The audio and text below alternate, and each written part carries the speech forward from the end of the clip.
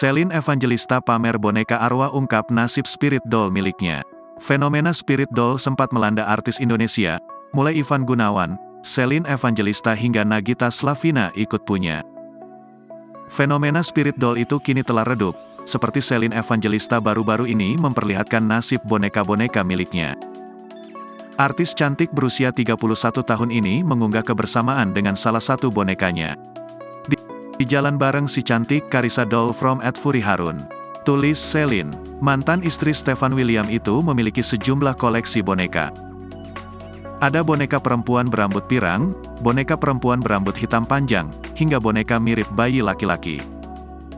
Koleksi spirit doll sempat ramai diperbincangkan tak terkecuali kalangan selebriti.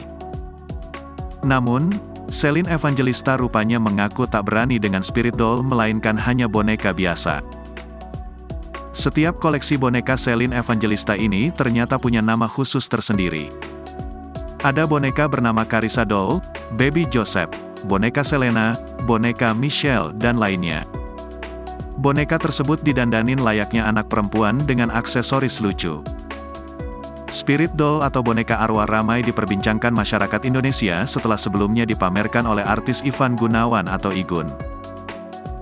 Spirit doll adalah boneka yang menyerupai bayi dan diperlakukan layaknya anak dengan diberi makan, berpakaian, dan dirawat setiap hari. Tak hanya Igun, sejumlah artis lainnya juga diketahui mengadopsi boneka bayi atau spirit doll.